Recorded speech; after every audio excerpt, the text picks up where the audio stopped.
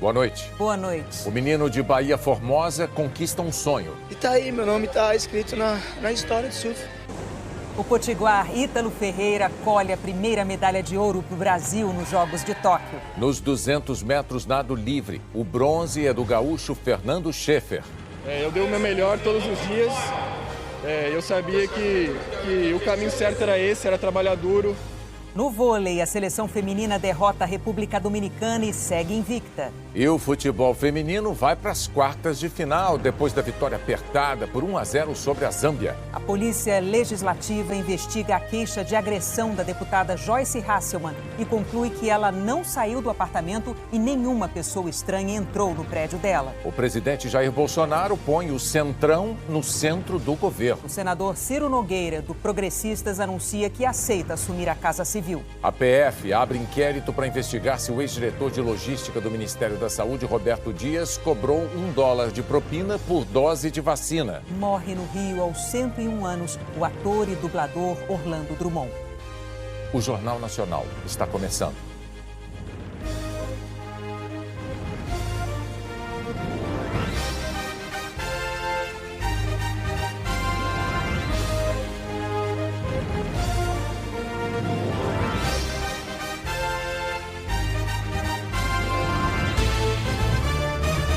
A cidade de Tóquio registrou nesta terça-feira o recorde de casos de Covid desde o início da pandemia. Foram 2.848 casos em 24 horas. O estado de emergência na capital do Japão começou no dia 12. O governo dos Estados Unidos recomendou que todos, até os que já estão vacinados, voltem a usar máscaras em ambientes fechados nas regiões com alta transmissão de Covid. O Centro de Controle e Prevenção de Doenças teve que recuar e fez a recomendação para as áreas que aparecem em laranja e em vermelho no mapa, onde o contágio é considerado substancial ou alto. Isso representa 2/3 do país. A maior parte corresponde a regiões que têm também os índices mais baixos de vacinação. A nova recomendação também é válida para quem mora com pessoas vulneráveis, incluindo crianças, que ainda não podem tomar a vacina. E para todos os alunos, professores e funcionários de escolas, independentemente de estarem vacinados ou não. Por trás da decisão, a variante Delta, que fez saltar o número de novos casos diários de 13 mil no país inteiro para mais de 57 mil em poucas semanas. Enquanto a procura por vacinas caiu. A média diária de doses injetadas passava de 3 milhões em abril. Agora, não chega a 400 mil. O total de americanos plenamente vacinados estacionou em pouco menos de 50%. Segundo o próprio CDC, 97% das hospitalizações e 99,5% das mortes por Covid atualmente são de pessoas que não se vacinaram. A grande mudança é que agora surgiram dados que sugerem que, nas raríssimas ocasiões em que uma pessoa plenamente vacinada é contaminada com a variante Delta, ela pode transmitir o vírus com a mesma intensidade de uma pessoa que não tomou a vacina. A vacina protege muito, mas ela não impede que essas pessoas passem a doença adiante. Agora, cabe a cada estado decidir se vai seguir a recomendação da volta do uso de máscaras em ambientes fechados. Mas um sentimento une os vacinados de todo o país: a impaciência com quem ainda não tomou a vacina. O presidente Joe Biden resumiu assim: temos uma pandemia por culpa de quem se nega a se vacinar. Se os 100 milhões que faltam tomassem a vacina, estaríamos num mundo diferente. Tomem a vacina, ou vocês não são tão espertinhos quanto parecem. A taxa de transmissão do coronavírus no Brasil ficou abaixo de 1 pela 5ª semana seguida, de acordo com o Imperial College de Londres. Atualmente, cada 100 pessoas infectadas transmitem o vírus para outras 96. Agora a gente vai ver os números da pandemia e da vacinação no Brasil consolidados pelo consórcio de veículos de imprensa. Tulsi, boa noite. Boa noite, Bonner, Renata, boa noite para todos. O Brasil registrou de ontem para hoje mais 1.320 mortes por Covid. No total, 551.906 pessoas já morreram. Nas últimas 24 horas foram confirmados 42.256 novos casos e o total chegou a 19.748.960. Na média, estamos com 47.031 novos casos por dia, 10% a mais na comparação com 2 semanas atrás, variação dentro da estabilidade. A média de mortes está em 1.086 por dia, a menor desde 23 de fevereiro. 14% a menos na comparação com a média de 2 semanas atrás, também tendência de estabilidade. Agora o mapa dos estados. 3 aparecem com alta na média de mortes. Em estabilidade, são hoje 10 estados e o Distrito Federal, e com queda na média de mortes, temos 13 estados. Agora vamos às informações da vacinação. Nas últimas 24 horas, a primeira dose foi aplicada em 993.653 pessoas e 677.999 receberam a segunda dose ou a vacina em dose única. O total do dia ficou em 1.671.652 vacinados. Até agora, 97.325.965 pessoas receberam a primeira dose no país, o que representa 45,96% da população. E 38.704.270 pessoas estão completamente imunizadas com as 2 doses ou a dose única, 18,28% dos brasileiros. No mapa, os estados que aparecem em verde mais escuro são os que estão mais adiantados na imunização completa. Os 5 primeiros são Mato Grosso do Sul, Rio Grande do Sul, São Paulo, Espírito Santo e Santa Catarina. Outras informações em g1.com.br/coronavírus. Bonner, Renata. Obrigada, Turci. A Anvisa suspendeu a autorização excepcional para a importação da vacina Covaxin.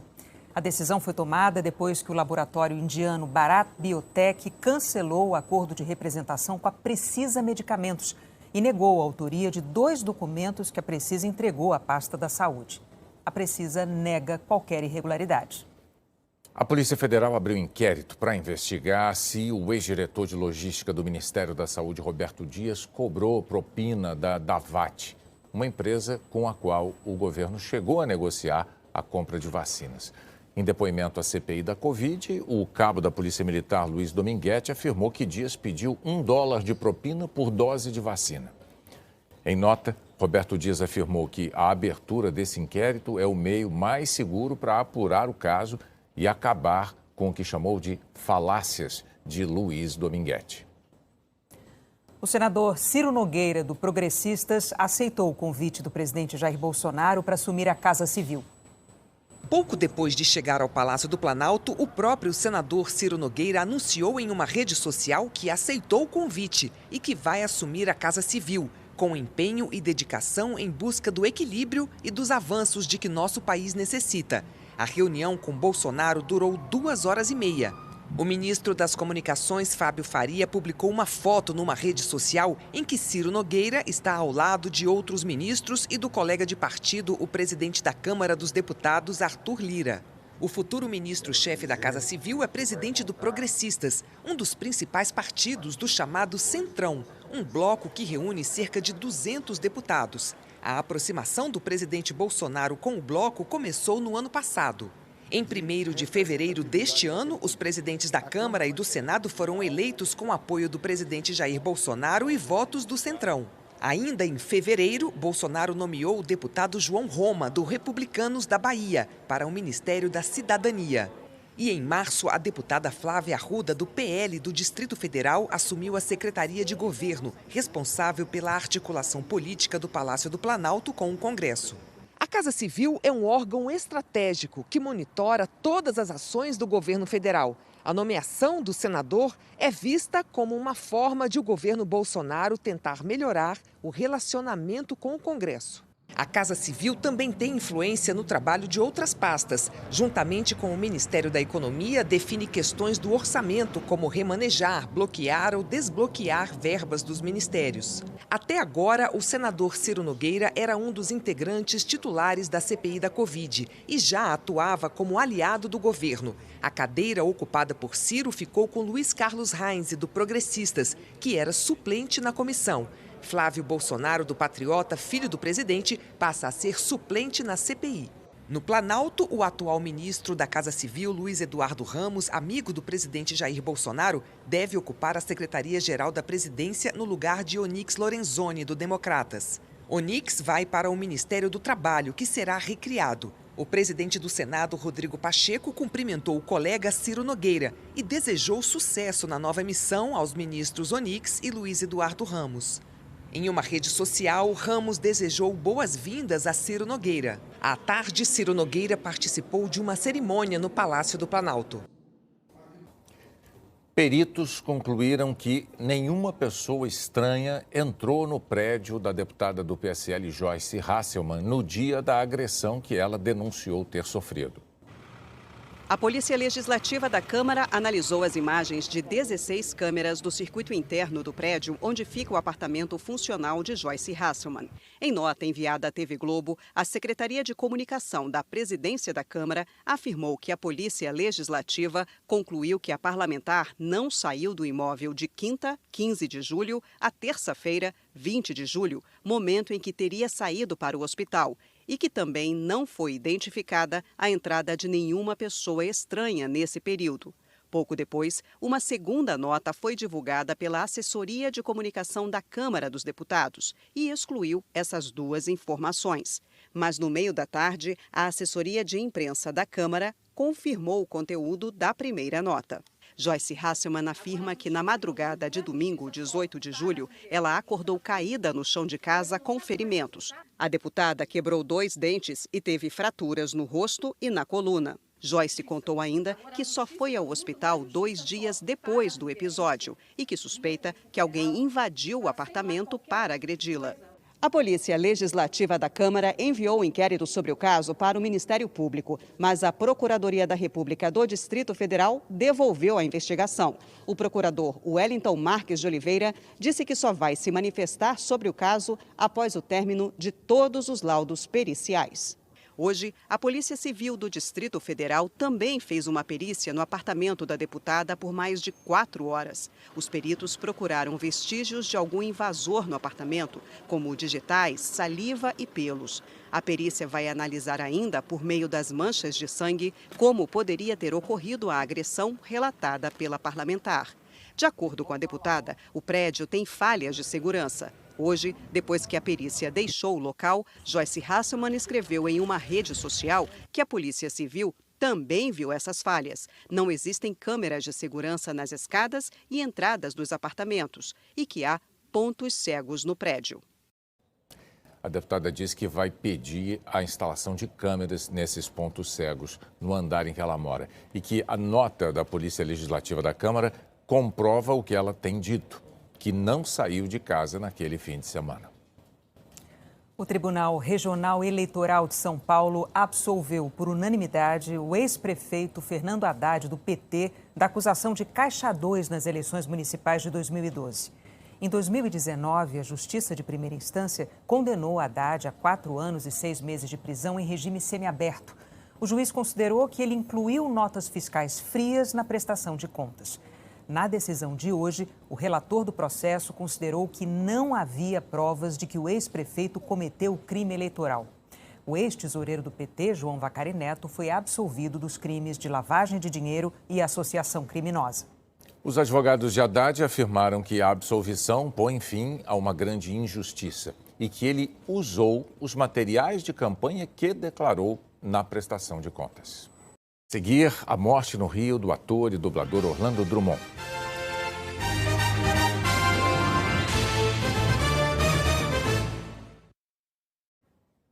O sítio Roberto Burle Marx, no Rio de Janeiro, recebeu hoje o título de Patrimônio Mundial da Unesco. Em 1949, Burle Marx comprou o sítio de 400 mil metros quadrados em Guaratiba, zona oeste do Rio. Ali ele viveu, pintou quadros, reuniu coleções de arte e de plantas, 3.500 espécies. Burle Marx usou todo o espaço como ateliê, onde criou um estilo que influencia paisagistas do mundo todo.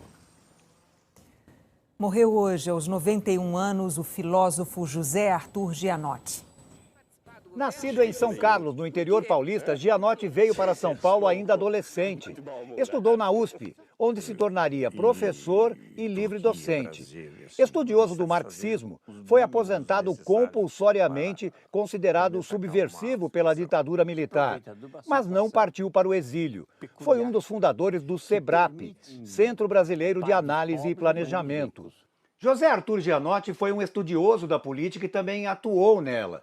Participou da fundação do PT e integrou o governo de Fernando Henrique Cardoso, do PSDB, na Comissão Nacional de Educação. Nos últimos anos, ele criticava os dois partidos de que esteve próximo. O SEBRAP publicou uma nota de pesar, manifestando gratidão pela contribuição que Gianotti deu ao país, à pesquisa, ao ensino e à democracia. A nota do Departamento de Filosofia da USP destacou a sensibilidade do professor ao que de fato importa, o belo, a verdade, o bem. O ex-presidente Fernando Henrique Cardoso publicou numa rede social: filósofo e grande leitor dos clássicos, amigo como poucos, desses que são raros. O último livro de Gianotti foi publicado no ano passado, sobre as ideias dos filósofos Heidegger e Wittgenstein. Acontece na nossa vida que a gente escreve livros. Uns são os melhores, outros são piores dos outros. Eu acho que esse meu é um dos melhores, porque é provavelmente o último e é a herança que eu deixo para todas as vossas excelências. Morreu hoje no Rio, aos 101 anos, o ator e dublador Orlando Drummond, um dos artistas mais queridos do Brasil. Seu peru! Eis-me aqui, peru com mel de Vila Isabel. O chamado fez de Orlando Drummond um dos humoristas mais conhecidos do país. O personagem gay da escolinha do professor Raimundo encantou com graça, colorido e bordões inesquecíveis. Eu sou muito caritativo e lhe dou o maior apoio. Orlando Drummond foi um artista de talento múltiplo. Foram 8 décadas de carreira. A primeira oportunidade veio na Rádio Tupi, em 1942, onde começou a fazer dublagem de um galo. Quando o galo canta, a Tupi informa. Depois, deu voz no Brasil a muitos desenhos que marcaram a vida de muitos de nós. Você reconhece quem fala por esse personagem? Não se preocupe. Ninguém passa o Popeye para trás. E esse? Se você sequer mencionar a palavra gatas... Não é à toa que ele era chamado de Papa da Dublagem. Entrou para o livro dos recordes por ter feito a voz de um famoso cachorro quase por 40 anos. Salsicha, olha eu aí. Eu tenho que ir ao supermercado, né? No cinema, estreou nos anos 50. Fez covers e várias dublagens marcantes. Trabalhou bem, Lord Vader. E agora sinto que deseja continuar a sua busca pelo jovem Skywalker. O carioca Orlando Drummond Cardoso tinha uma outra grande paixão, Dona Glória, com quem viveu quase 70 anos. O casal teve 2 filhos, 5 netos e 4 bisnetos. Orlando Drummond costumava dizer que a palavra mais próxima do amor é o humor. Pezinho pra frente, pezinho pra trás. Pezinho pra frente, pezinho pra trás. Em janeiro deste ano, Orlando Drummond se tornou um dos símbolos da campanha de vacinação contra a Covid. Orlando Drummond ficou internado durante 2 meses por causa de uma infecção urinária. Ele teve alta em junho. No último sábado, segundo a família, começou a apresentar perda de memória, de apetite e ficou muito fraco.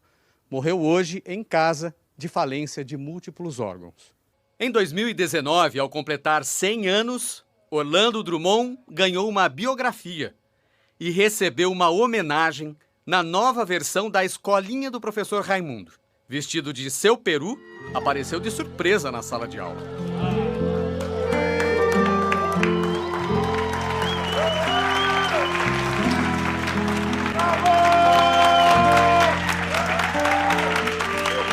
Um dos últimos a saber da homenagem foi o ator Marcos Caruso. O seu peru da nova versão do programa. Tá aqui, ó, tá aqui. Cadê ela?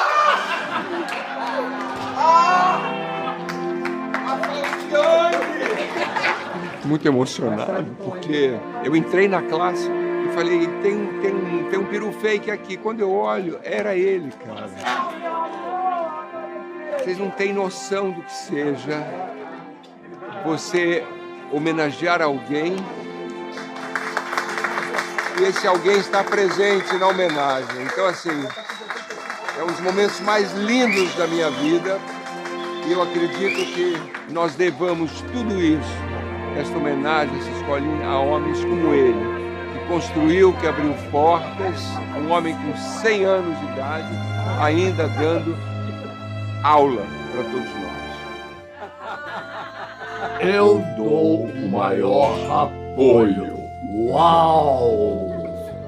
Não tem preço. Toda vez enquanto eu estiver vivo, eu estarei presente com muito amor e muito carinho. Obrigado, obrigado, obrigado. O humor de Orlando Drummond e os personagens que ele interpretou na televisão deixam lembranças especiais para várias gerações. Eu posso avaliar sua chegada, Drummond, lá em cima. Encontrar Chico, Walter Dávila, Brandão Filho, Nádia Maria. Olha, sinceramente, eu queria ser uma nuvem para sobrevoar perto de vocês e ouvir essa farra toda.